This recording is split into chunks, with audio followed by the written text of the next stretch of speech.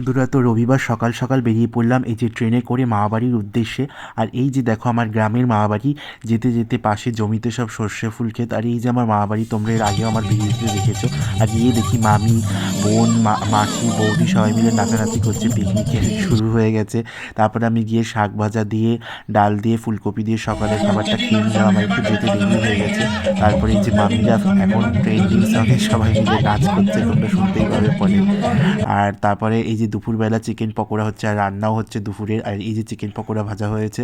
তারপরে এই যে দেখো দুপুরবেলা খেতে বসে গেছে সব ভাই বোনরা মিলে, সবাই মিলে। তারপরে এই যে প্রথমে থালা সাদা ভাত, বেগুন ভাজা, শুকনো লঙ্কা, তারপরে ভেজ ডাল, তারপরে ফুলকপির রসা পড়ে গিয়েছিল। তারপরে ফুলকপি দিয়ে খেয়ে তারপরে চলে আসলো চিকেন কষা। তো আমাকে দেখো কতটা চিকেন দিয়ে দিয়েছে। তারপরে চাটনি, পাঁপড়, মিষ্টি। আর খেয়ে দিয়ে আমি সন্ধ্যাবেলা বাড়ির উদ্দেশ্যে রওনা দিলাম এই যে ট্রেনে করে।